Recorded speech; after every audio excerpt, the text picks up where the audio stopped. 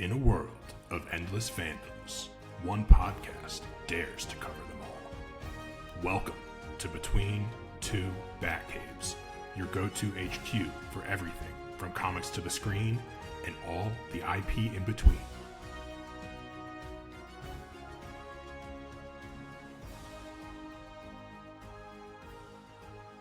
Hello, and thanks for hanging with us today on this episode of Between Two Batcaves. We are your hosts. I am Austin Luke, and he is Jordan Brownstein. And today we are getting into the weeds with House of the Dragon Season 3, Episode 3.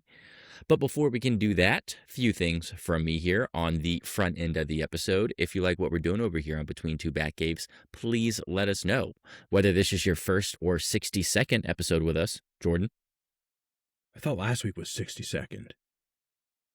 Who'd you shout out last week? Diego Pounds?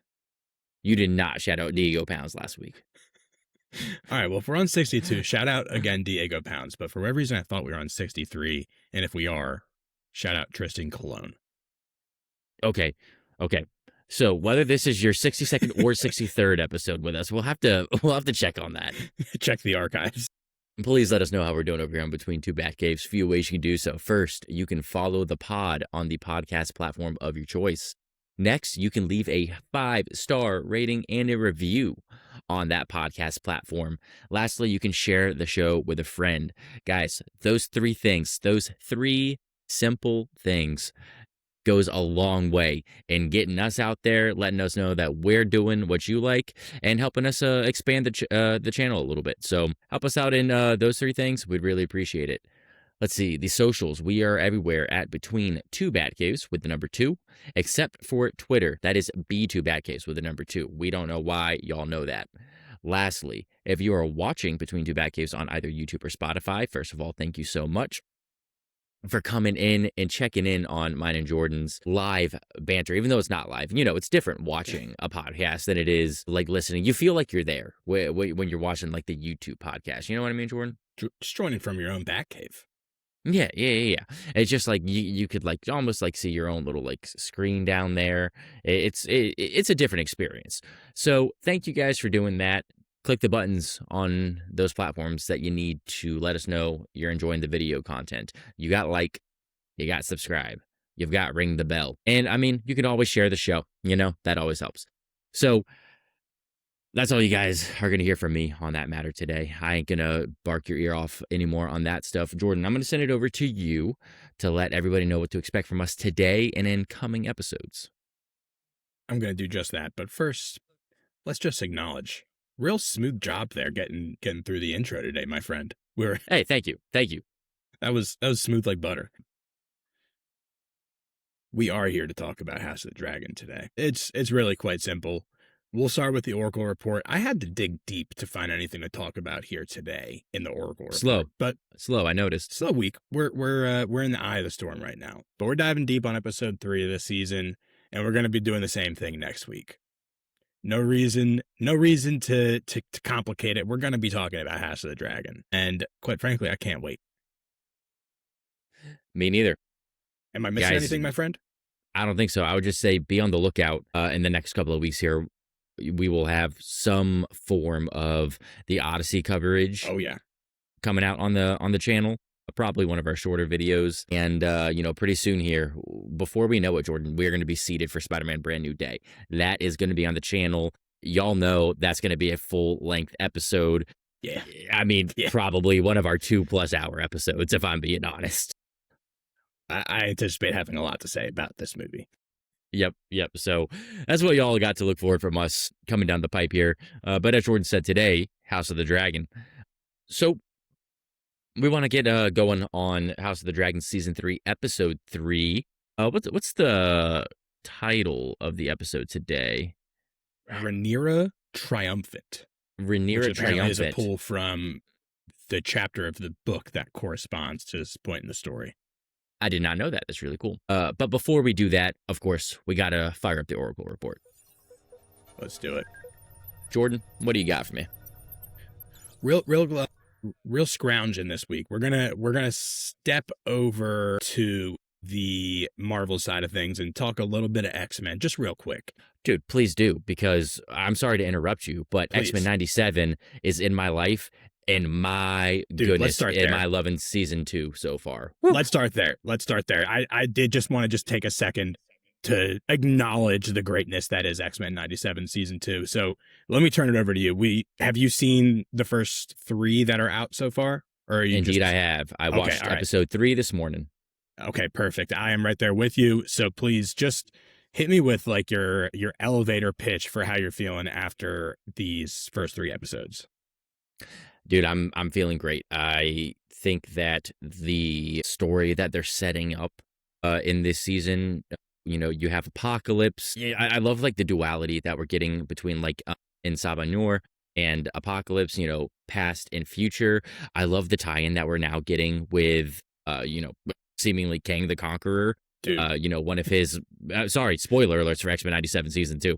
But we've gotten first 3 episodes only. Yeah. We've gotten Amon-Ra and nope, sorry, not Amon-Ra. I was thinking of Amon-Ra St. Brown.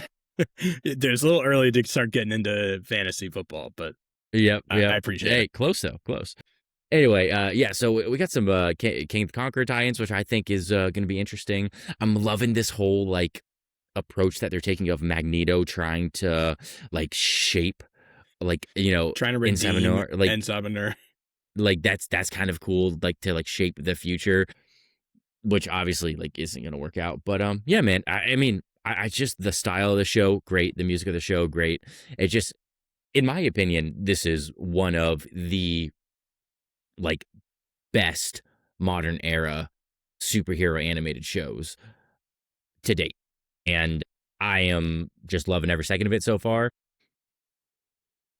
I truly look forward to it in my week, Dude, it's a banger. I love this show. Each of these first 3 episodes was so different. Like obviously we get the first episode which takes place in the future timeline, kind of following Scott and Jean as they are trying to figure out how to parent this teenage version of their son, Nathan, who obviously then turns into Cable. Mm-hmm. And then we get Cable, as we kind of know him, in the second episode as he's leading X-Force and recruiting Jubilee and Sunspot, which I had so much fun with that episode. Dude, that Jubilee fight scene was so good. Yeah, it's so much fun. Every single like action scene in the show has that creative flair to it that is just such a delight to watch. And then of course we get the third episode with Magneto trying to redeem Sabanur. And so I just love like the broad range of stories that they can tell in this show is really interesting. We get like the parenting, the stuff going on with the Summers family. We get Jubilee and Sunspot trying to find a purpose with the X-Men having disappeared. And then we get just like the classical Magneto, Professor X dichotomy stuff in a completely new lens, at least for me. Like I don't have much of the background on either like the 90s version of the show or quite frankly, much of the X-Men comics lore. So I'm kind of experiencing a lot of this story for the first time, aside from like a general understanding of some of the big X-Men stories, just from having, absorbed it in the culture. So, right. I mean, it's just like this show is so much fun to watch. Like it feels like it's taken a step up in like the Shakespearean operatic nature of it. You know what I mean? There's been some real banger line deliveries. Yeah. The writing in the show through the first 3 episodes is, I think, on par with the first season, and can't wait to see where this thing goes because I have no idea. I have no idea where it's going to go from here.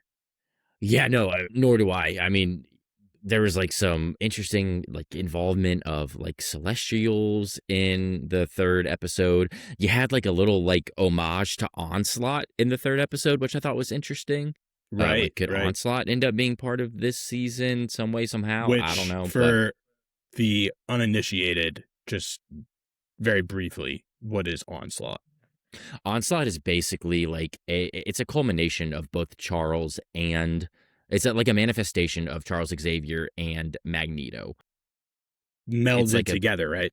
yeah, it's like this being that comes out of basically like Magneto's like mutant superiority complex mixed with like Charles's like approach to like supporting mutant kind, and ultimately it just turns into like this super OP, adversary for the X-Men, because and naturally Charles Xavier and Magneto are both extremely strong omega level mutants, so when you put those two together you got a problem.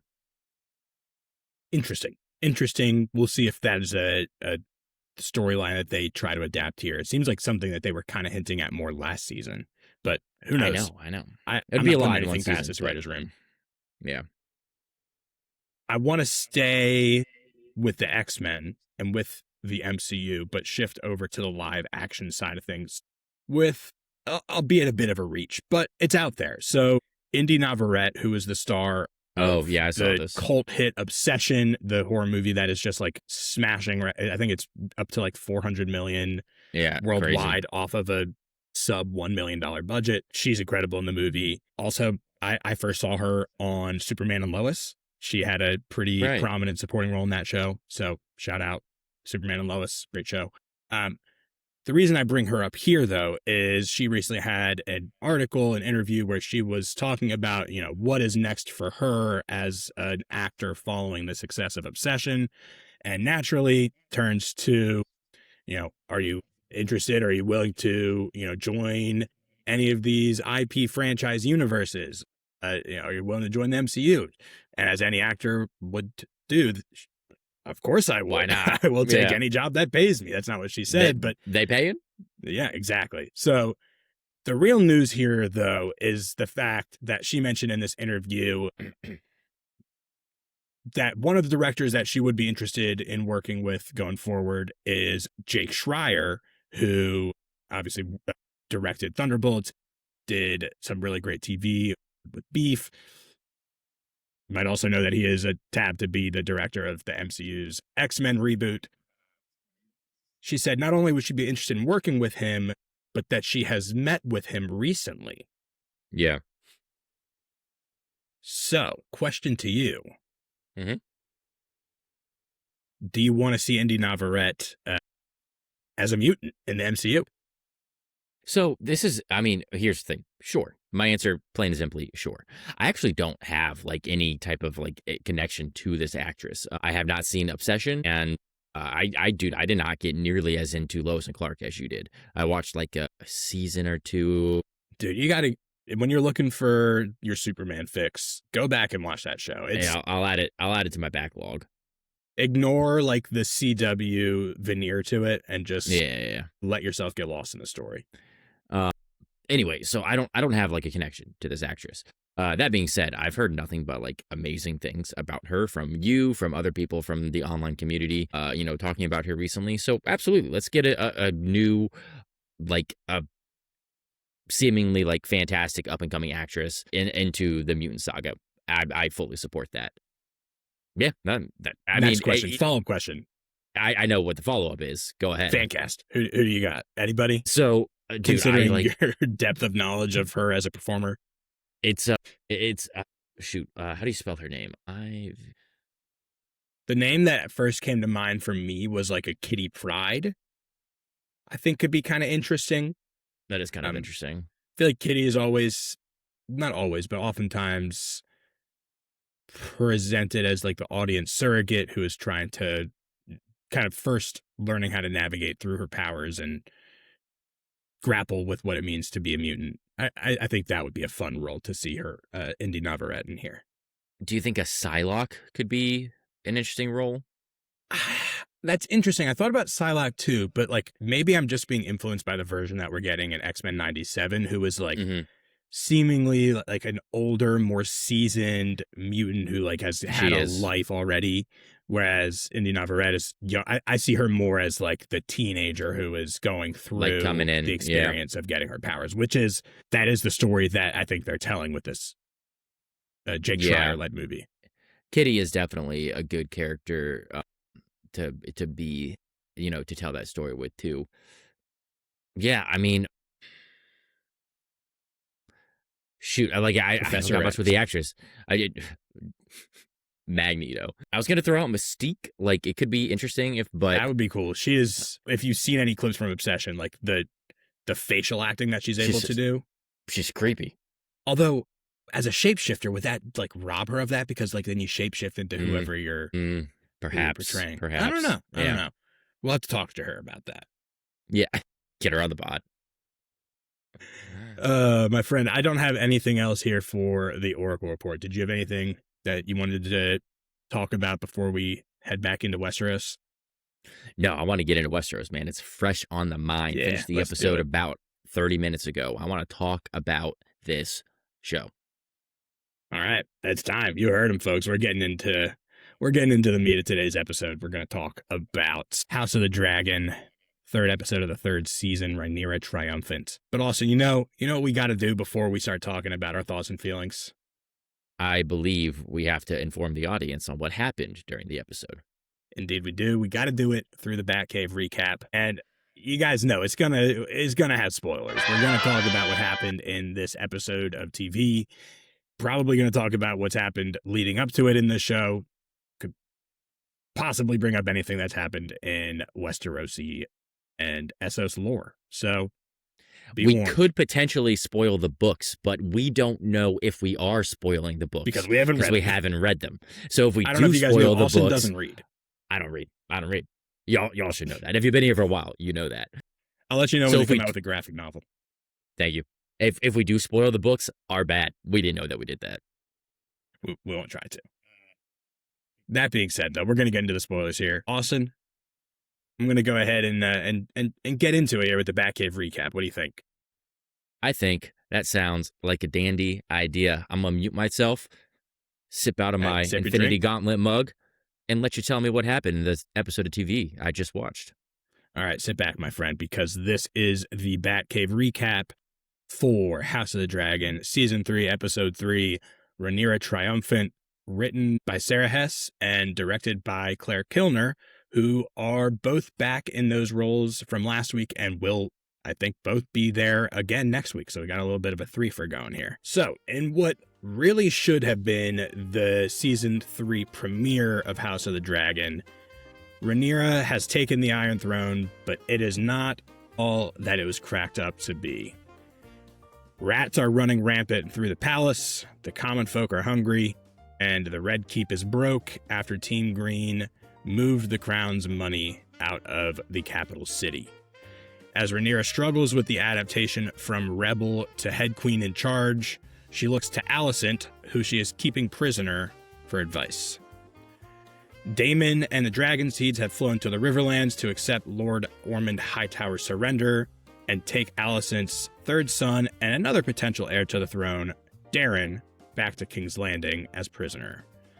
Curiously, they let Ormond and the Hightower army keep Darren's dragon Tessarion.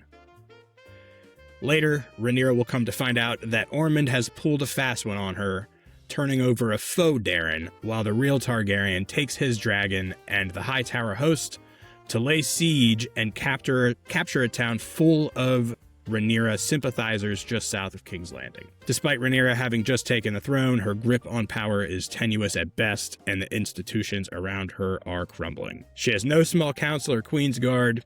Daemon is trying to convince her to forget about ruling the territory that she's taken and instead just go on conquering the rest of the world. The Faith does not accept her as queen. She has alienated Corlys. She has also alienated the nobles of King's Landing. And last but not least, she just got her dang period. So, as we move through this episode of TV, Rhaenyra Targaryen is back on the throne, but quickly discovering that maybe she didn't want it in the first place. That has been your Batcave recap for House of the Dragon Season 3, Episode 3, Rhaenyra Triumphant. My friend, Austin, I am going to turn it over to you because, as you mentioned, you just watched this episode of TV for the first time 30 minutes before we started recording, so you are fresh out of the theater, as one might say. How you feeling about this episode? This is the other side of the coin of what we love about, the George R.R. Martin properties. In this Game of Thrones universe. The first two episodes that we've gotten have been, that high octane, dragon fire, laying siege, trying to go for what you believe is yours, regaining that power. That's what we got. What we got in this episode is the other side of the coin, that more of that intrigue side of the Game of Thrones universe. We have just the inner workings of King's Landing, of the throne, of the castle, all the characters involved trying to bolster Rhaenyra into this new position that she has claimed for herself. Well, Viserys claimed for her, but that she has taken back for herself. And watching her struggle with the reality that, what she thought she wanted might not be everything that it's cracked up to be. We have the unraveling of Rhaenyra in this episode that we get to see and hear, quite frankly, in really eerie ways. We get to watch betrayals. We get to watch allegiances aligning in new ways. Just that classic Game of Thrones style, just like houses doing what they can to fight to survive in this like just ever-changing landscape that is Westeros. Yeah, I thought this was a great episode of TV. And like you said, exactly, like for very different reasons than what I thought made the first couple episodes of this season great episodes of TV too. This was like a really cool kind of like concept episode. I think they kind of described it as. Basically, we're like in Rhaenyra's point of view for most the of entire episode, except for the cold open with the scene between Daemon and Ormond, which was sick. Oh, so good. We'll talk about it. Such a good cold open. But like, it's so interesting because like what we've done kind of for the first couple episodes this season is for our reviews is move geographically through Westeros to the different plot lines. We can't do that here because we're like I said, we're with Rhaenyra for the entire episode. It would just be King's Landing. Yeah. So I thought it was like just like a really effective way to kind of immerse us in the experience that Rhaenyra is having, where she is going from, okay, I have like for the last however many months, I have waged a war to reclaim this throne. I have been leading this rebel army. Now I have to transition from being a rebel to being a queen and leading and providing for a kingdom. And I thought it was just like so effective here how they show how hard that is. Like for so many different reasons. It's because Team Green has sabotaged her. It's because, and also because Aegon executed all the rat catchers and now the rats are eating all the candles, which I thought was pretty funny. Yeah. It's also because of the actions that Rhaenyra and Team Black have taken, like with the blockade and like the effect that has had on the common folk who are going hungry and who are poor and who are now petitioning their new queen for restitution. So it's also partially on her, but it's also just like the reality of being a monarch in this kind of world. It's really hard. Like there's an endless list of problems that you will be presented with. And that is just the reality that she has created for herself. And we are just in that realization throughout this entire episode. And I just thought like a huge change of pace from the last few episodes. And it was a little bit jarring at first once I realized like, okay, we are just staying with Rhaenyra for this entire episode. But from scene to scene, like everything was just, it had me pulled in so much that I was cool with it. No, I'm with you totally. Yeah, it was a really good way of like showing, like I found myself quite conflicted during the episode of like watching Rhaenyra and empathizing with her or sympathizing, I should say. I don't know what it's like to be a queen, but just being like, yeah, thank you, pal. And just watching her like going through all this and being like, man, this sucks. This sucks to like watch her struggle, with the realization that, what she sought after so dearly is now going to be the source of, I think, ultimately her demise, which I don't know that, but I'm getting the sense that, this is going to be like the unravel. This is the beginning of like the end of the Rhaenyra that we know. There's even like a little bit of dialogue in there from Alicent that we get Yeah. of, being you do not leave the throne the same person that you were, going onto the throne. And but at the same time, again, it's like we have both said, this is what she asked for. Like, this is what she wanted. She wanted to be back home on the throne. She believed that that throne was rightfully hers and that she was, selected by the gods to rule the kingdom. And while, yes, she came into a sabotaged situation, this is still the situation that she put herself into. So it was quite the duality of emotions, I think, for me, while watching Rhaenyra go through it all. Yeah. Another thing I love about this episode, I said last week that like the pillars of the show are the two relationships, Rhaenyra and Alicent and Rhaenyra and Daemon. And this episode gives us so much of both of those relationships to just like really dive into and sit with. And you bring up some of those Alicent exchanges. So let's start there and talk about, we get like two big scenes, right, between Alicent and Rhaenyra. And Helena's kind of there on the periphery, because we get the first one where Rhaenyra has just discovered that the Lannisters have taken the crown's gold, and she goes and storms into Alicent's room where she is with Helena to demand that they tell her where the gold is, which, like, there's another theme of this episode. I'm getting a little bit sidetracked here, and we can come back to it. But another theme of this episode that I thought was really interesting is just that, like, Rhaenyra, not at this point a great queen, not a great manager.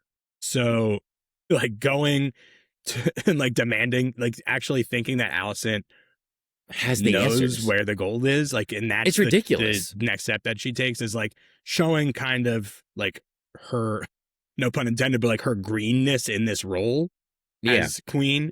But also just like her desperation that she is like turning to Alicent, who, like, let's get into just like where we find like how Alicent and Rhaenyra are positioned with each other here.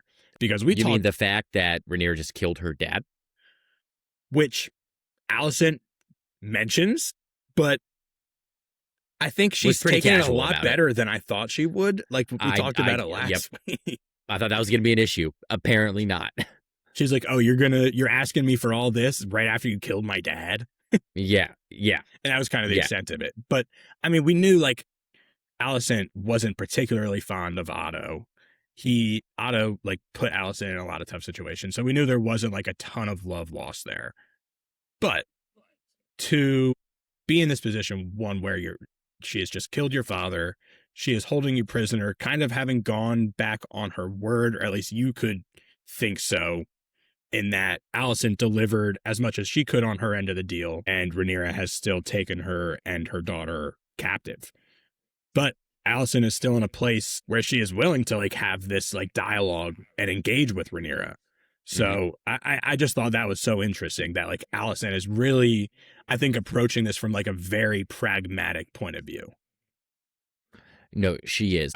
There's some sense of her, I think, that, one, like, this is ultimately still about like her trying to gain her and Helena's freedom. That's what the deal was from the get-go. So she's still searching for that. I also think there's a part of her that, again, I sympathizes with, or maybe it might be like a sense of like nostalgia in a way, but just like they were friends, they grew up together. These two had and have a relationship. And I think that Alicent can see the fact that Rhaenyra is struggling and might not be willing to lend a helping hand like so freely, but at the same time also like Alicent no longer wants to be burdened by the throne. She no longer wants this like tax on her family. She wants to be free of this. So if she can aid that process while also assisting Rhaenyra in correctly managing the realm, I think that behooves her in both ways. What does she have to gain from Rhaenyra's downfall at this point? Besides the fact that Rhaenyra is trying to kill her children. But that's a different story. You're muted, my friend. She knew about that. That was the deal. At least for Aemon and Aegon, they both had to die, which is like, that's obviously Rhaenyra's whole thing now is like, until I have Aemon and Aegon's heads, like, you're staying here. I can't take the risk. I can't take the risk of the optics of sympathizing with high towers. Another big theme for this episode, how the optics, exactly. how are people going to view me as the queen, which gets her into quite a lot of trouble in this episode. Right, because like one of her first concerns is having a coronation, which can't afford it. She is, like we said, worried about the optics of her and Alicent's relationship. She's also very worried about the optics of the situation with Corlys and Adam and Alan. Yes. I mean, do you want to get into all the ways that Rhaenyra is not being a good queen and not setting herself up for success? Because that's kind of where I'm leading to with the Velaryon stuff, where Rhaenyra refuses to legitimize and acknowledge Adam and Alan's legitimacy as Velaryons. And big mistake, in my opinion. Not only in like a private conversation with Corlys, but then in the knighting scene with the dragon seeds, like very conspicuously, she says, Adam of Hull. And justifiably, this is like Corlys's last straw with Rhaenyra. He has lost everything. He has made what he thinks is a very reasonable request, and she refuses it. He knows because people talk behind her back about her Velaryon sons being bastards, which they are. Jace, Lucerys, and I think the youngest son who's still alive, is it Jaehaerys? Jaehaerys, who she is now summoning to come to be raised as the heir, are all bastards. And Corlys calls her out for this in publicly, very loudly. And like, this, I think, is one of the biggest instances in this episode of Rhaenyra making the wrong read. Yeah, I like was actually like pretty upset with the character for choosing to do this. At first, during the dinner scene, I was thinking to myself, okay, like why is she doing this? My first thought was like, okay, well, she was just told by the faith that like they cannot legitimize her claim to the throne yet because there is no body from Aegon, so on and so forth. She knows Aegon isn't dead. So maybe it was like, okay, well, she's not telling Corlys that she can legitimize his children because like she technically does not have the power to do so. That's kind of like how my first read was on it. But then obviously during the second scene that you just mentioned where there's a public call out, Rhaenyra reveals that like she's not going to do it because it will look bad and she cannot have that in the infancy of her rule over the realm. And this was where it was like, oh, Rhaenyra, like you are making a very poor decision right now. I mean, Corlys outright, he's like, I have been your loyal follower. Like I have given you everything I have. And I ask for nothing in return but for you to like give my sons my name so that like my legacy can continue on in some way, shape, or form. This does nothing. Like this is going to cost Rhaenyra nothing, and she just says no because she thinks it'll look bad. And dude, I mean, I think she just made herself an enemy with a dragon rider son and a dragon rider granddaughter too. And a dragon rider granddaughter. Good point. Didn't think about that. What allegiance now does Baela have to Rhaenyra? I mean, none. Dude, also, like, you see Rhaenyra just giving, like, Baela, like, the cold shoulder in this episode at one point. Like, she's casting out the Velaryons. And now, I was reading about that scene, the look that we see Rhaenyra and Baela exchange. And I thought that was interesting watching the episode as well. But I don't remember where I read this, but online somebody made the good point that Corlys, by legitimizing Adam and Alan and making Alan his heir, if he doesn't do that, Baela is now currently his heir. But if he does that and legitimizes them, then he is like superseding Right. Baela's claim as heir.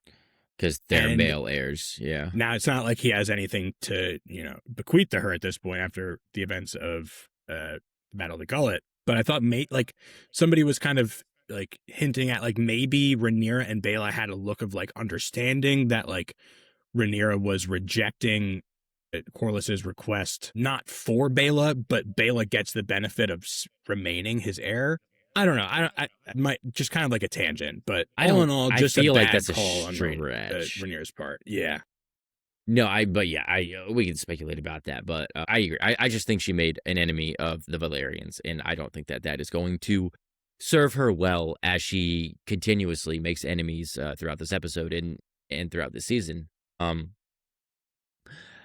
We did mention last episode, though. I mean, if this stays true, this is the end of the Valerians. I mean, we talked about that a little bit last episode of like, is this the season like where we see like Valerians are no more, and maybe so. Yeah. I mean, Adam and Alan now at this point, they are not Valerians, at least in the eyes of the realm. They're whole.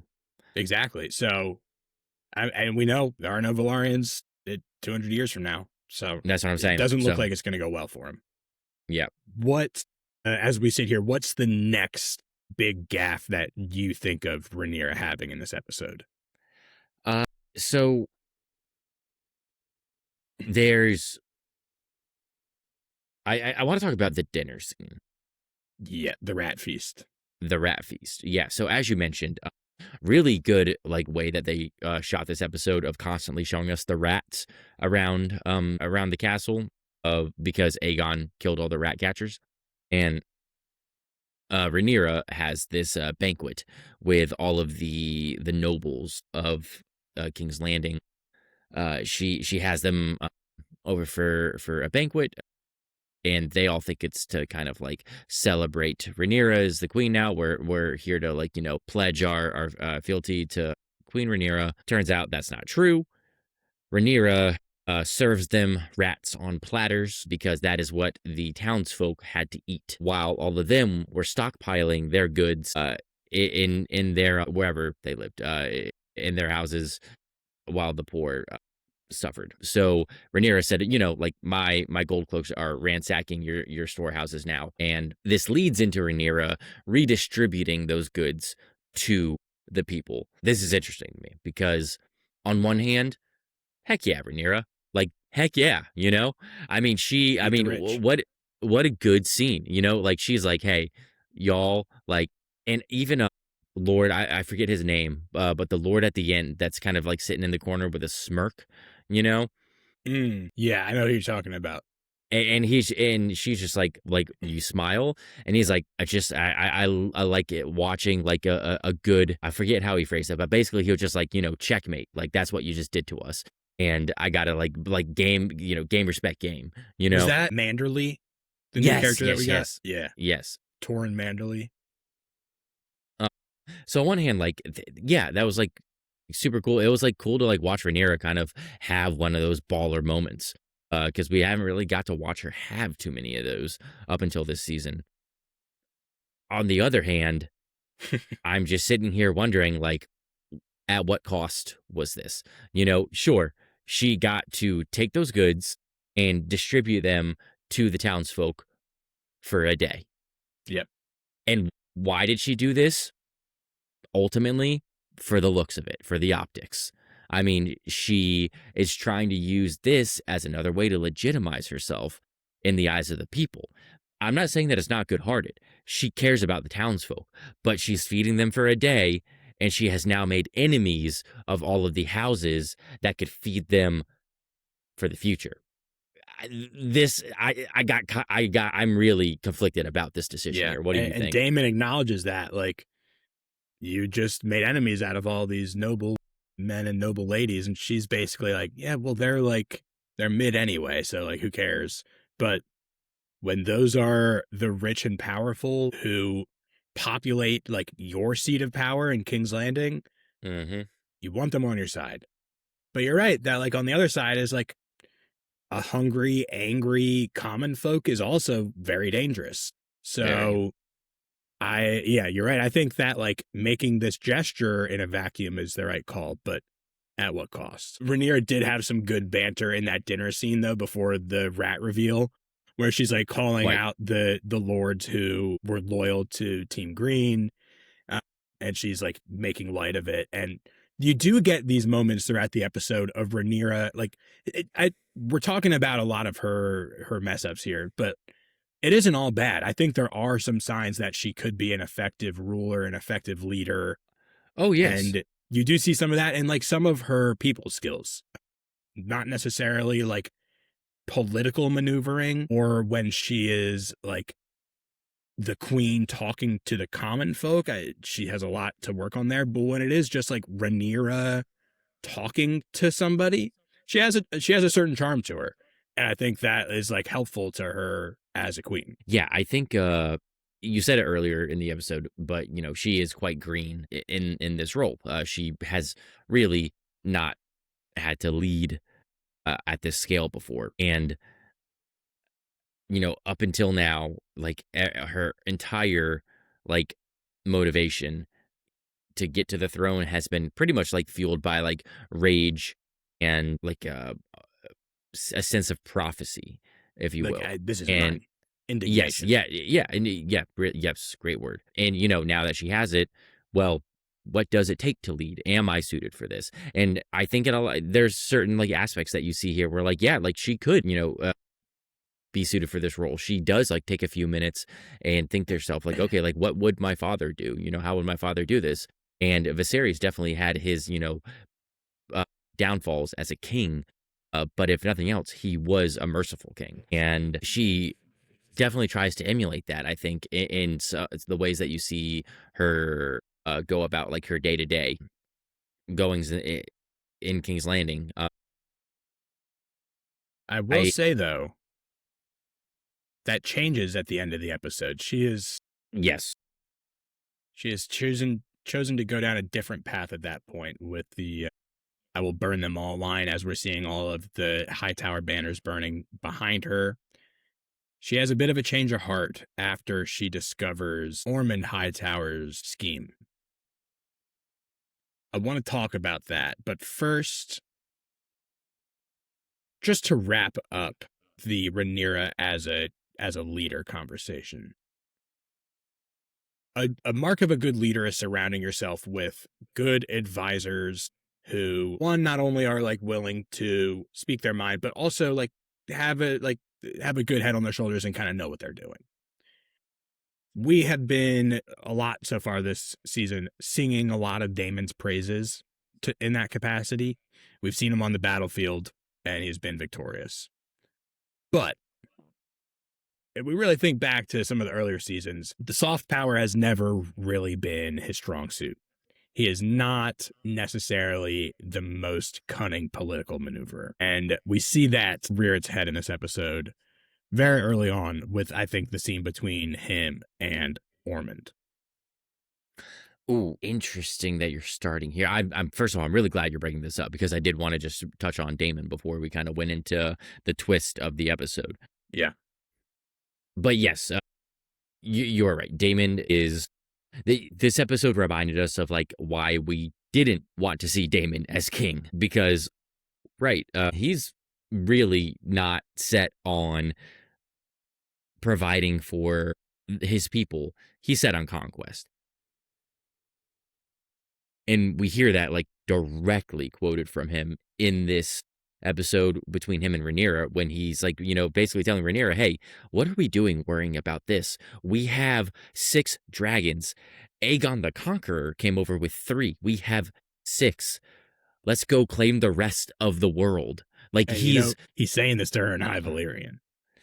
Hey, listen, buddy, I'm aware. I'm aware of It what he needs to was be doing. acknowledged.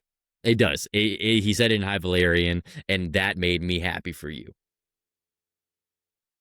You know what? Listen, I have no qualms about acknowledging the fact that I think that the High Valyrian language adds a certain grandiosity to these conversations about prophecy and power and divinity. Okay, listen, it adds a certain layer. Well, what did you think of just like this bit about from Damon though, of just like I see us fit for gods. Like I want to take our dragons and I want us to go conquer the rest of the. I'm not satisfied with what we have just done. I want us to continue this march outward. What did you think of that like side of Damon? It's interesting because the journey that we've seen Damon go on has largely been centered around like whether or not he is going to step into the role of serving Rhaenyra as the rightful queen. And we do see that he has done that. But this episode shows us that he, even if he has made that decision, he is still going to effectuate it in like the way that he thinks is right and give the counsel that he thinks is sage advice. And he is going, like, Rhaenyra is giving him a lot of agency to go and do certain things, like fly to meet Ormond and accept his surrender and acquire Prince Darren and bring him back to the Red Keep. Doesn't really do a good job of that.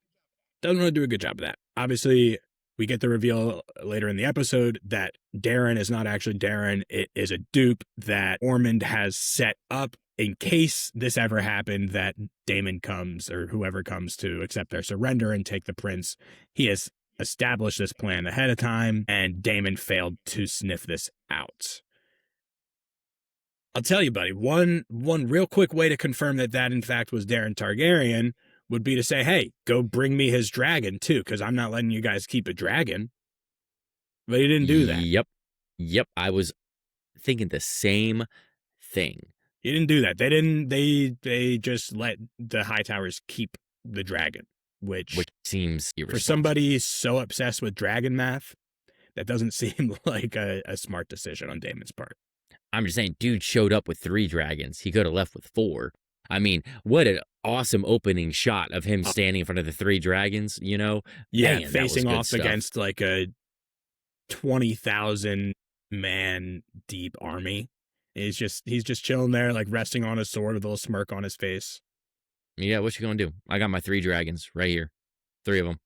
Which is just like, that's Daemon for you. Like, he is going to pull up with panache, and he's going to be cocky, and he's going to be wrong. Yeah, fair. Because as you mentioned, he was wrong. Dude, I'm glad you said. I was thinking the same thing, and I wasn't even thinking of it like in time. And I'll be honest, like the switch up surprised me at the end of the episode. I was not expecting it, but yeah, like the dragon thing. Like, I was like, why is he not taking the dragon? Like, I found myself questioning that quite frequently. Yeah, do you think, well, my question is, does that make sense as like a mistake that Daemon would make as a character, or does that feel like a plot mechanic that had to happen so that the story could unfold how they wanted it to? I think the latter. Yeah, is true. And that doesn't feel like a mistake Daemon would make. Somebody so obsessed with dragons and the dragon math. And the power that they give, like his family, you know? So, yeah, I mean, we in this episode, knowing now that the way that this episode began was a farce. Ormond Hightower has not pledged loyalty to Queen Rhaenyra. Darren Targaryen still lies under his keep, and his dragon along with him. So this can be added back into the list of people that are enemies of Queen Rhaenyra. And now they are also not just enemies, but they are now like right outside of King's Landing. They have taken at their door. They have taken this town, Tumbleton, which I think is where Hugh says that his wife left to earlier in the episode. Yes. They've basically taken him hostage. Darren is there with his dragon in the city walls. And now like Rhaenyra can't burn him out because she can't burn her supporters.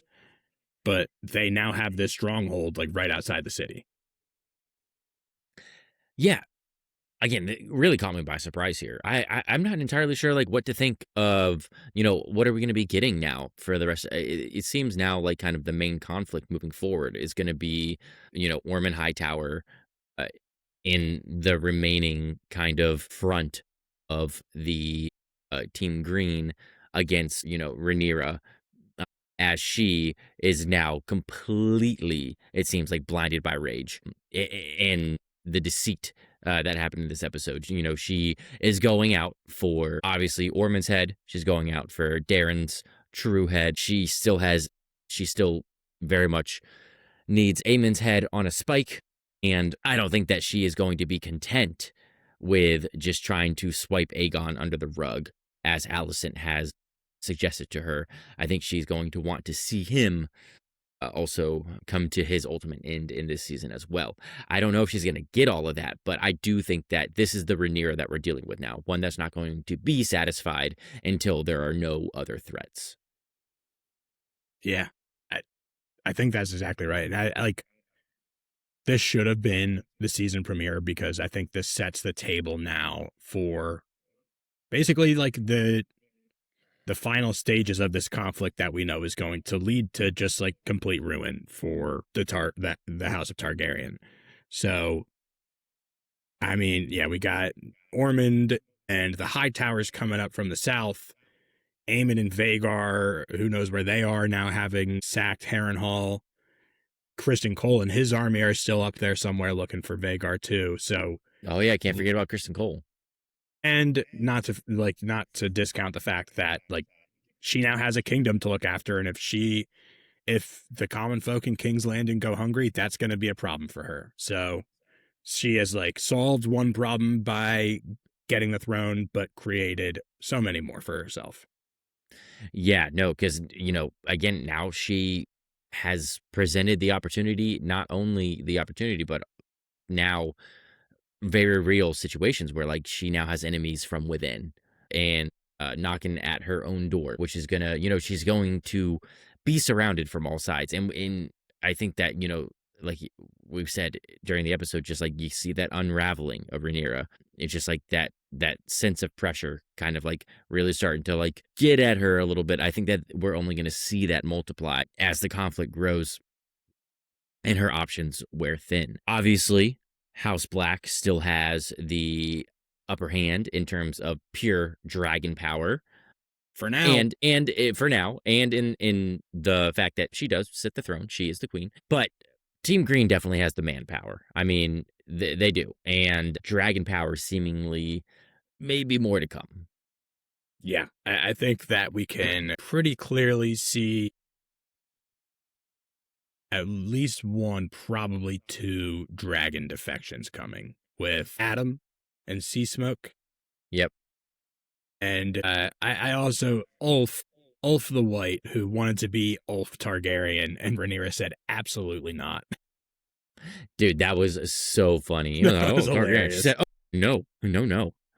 So, again, Team Green throws Ulf a castle and a name. He's switching sides, man. Like, the foundation that Rhaenyra is planting her feet on right now, I think, is not secure. I think there's a lot of reliance on blind loyalty from Rhaenyra. She's really relying on this like blind loyalty that people will see her claim to the throne as destined as she does. And she's looking for all of those images and that iconography to bolster that idea.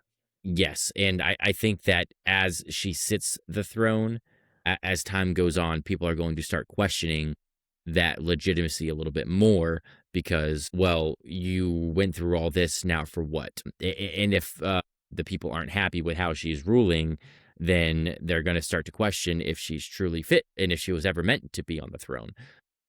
But again, I mean, we get a side of Rhaenyra in this episode that was just like so cool to watch. We get like the large and in charge Rhaenyra, and that is something that like I needed from this character. So I'm really glad that we got that. Absolutely. You wanna throw a couple bat signal spotlights out here and call it an episode? Surely. Let's do it. So I think you're right that, again, just like Emma Darcy, dude, they are doing some like Hall of Fame Game of Thrones acting work here, I think. Mm-hmm. Rhaenyra's facial expressions, you can just see like every emotion passing across her face as she's experiencing them. And she's carrying herself differently now that she is sitting the throne and has like made this, like she said, she is no longer a queen. She is a king. And that performance comes across very clearly here. So it's a chalk pick, but Bat Signal Spotlight performance goes to Emma Darcy here as Rhaenyra. I am not shocked nor disappointed in your decision. I figured that's where you were going to go. I'm going to throw it my Bat Signal character spotlight. I'm going to give it to James Norton, who plays Great choice. Ormond Hightower. Got to give some flowers here to Ormond, because not only did he dupe Daemon, but he duped me. I genuinely did not see this coming. And I think that his character is super cool. I'm really looking forward to getting to spend more time with him as like one of the lead antagonists in this season. I really like the way that he presents his character on screen. I love the way the character looks. His armor is sick. So sick. And yeah, man, I'm looking forward to getting to know this character more. I think that's a great call out, and it feels like he is going to be such a driving force of the latter parts of this season here. So great choice here. Bat Signal Spotlight scene is tough here because I feel like every scene in this episode is like of a similar quality, of like exceptional quality. So for me, like what really resonated the most, I think, was the second scene between Alicent and Rhaenyra, where Rhaenyra is at the point now where she is asking Alicent for advice on how to be queen. Yes. And again, just like the Alicent-Rhaenyra relationship is like the foundation that the show stands on, the shared history that they have together, Alicent's like continued willingness to engage with Rhaenyra after everything that's happened. And she still cares. Also, yeah, and just like them like reminiscing about Viserys a little bit. Mm-hmm. I also think like it's just like they put in so much effort to build that foundation with these characters in the early parts of season 1 that led to a lot of criticisms about pacing and everything like that. But now we're reaping those benefits. So that's where I'm going for the Bat Signal Spotlight scene. I think it's a good scene. I'm glad that we got to highlight a little bit of the Rhaenyra Alicent action there. I'm going to go with a scene we've already talked about, but just the banquet scene, Rhaenyra serving the Feast of Rats. Rat feast. Just a real good like checkmate, just badass queen moment for Rhaenyra. Whether or not it's going to ultimately be a good decision, we'll see. But in the moment, it was freaking awesome. So got to throw my Bat Signal Spotlight scene to that. I love, dude. This show is cooking right now. It really is. It really is. I am so all in on this show right now. It feels so good to be back. It just like fully immersed in a Game of Thrones show like this. Yeah, man. Hot D season 3 is it. They're cooking with dragon fire. It's Hot D season 3. It's for me.